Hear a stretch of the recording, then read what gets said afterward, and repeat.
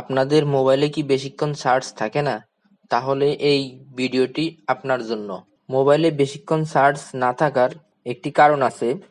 সেই কারণটি হচ্ছে আপনাদের মোবাইলে অনেক ধরনের হিডেন অ্যাপস ইনস্টল করা থাকে, সেগুলো অটোমেটিকলি ইনস্টল করা থাকতে পারে, অথবা আপনার মোবাইলটি ক্রয় করার পর থেকে যত অ্যাপ ইনস্টল করেছেন এবং আনইনস্টল করেছেন, আনইনস্টল করার পরও সেই অ্যাপগুলো আপনার ফোনে থেকেই যাচ্ছে, যেটা আপনি বুঝতেছেন না। এই জন্য ওই অ্যাপগুলো আপনার অতিরিক্ত চার্জ নষ্ট করে।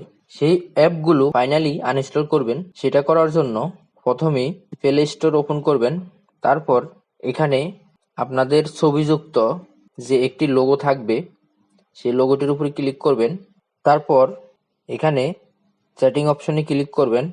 তারপর ম্যানেজ অ্যাপ অ্যান্ড ডিভাইস এখানে ক্লিক করবেন। এখানে আসার পর ম্যানেজে ক্লিক করবেন।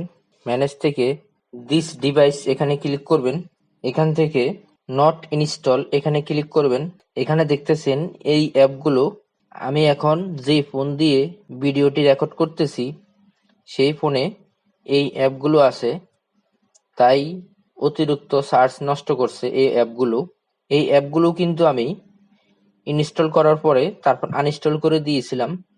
দেন আনইনস্টল করার পরেও কিন্তু এখানে রয়ে গেছে। সেটা ফাইনালি এখান থেকে আনইনস্টল করার জন্য অটো ক্লিকার এই অ্যাপটি ডিলিট করব। তারপর এখানে টনস ক্রোমাটনস এই অ্যাপটি ডিলিট করব। তারপর গ্লোবাল সিটি গেমস এই অ্যাপটি ডিলিট করব। মেটামাক্স এই অ্যাপটি ডিলিট করব। ফটোটনস এই অ্যাপটি ডিলিট করব। পান্টোম অ্যাপ এই অ্যাপটি ডিলিট করব। সাতোশি অ্যাপ এই অ্যাপটি ডিলিট করব। ঠাকুমার ঝুলি এই অ্যাপটি ডিলিট করব।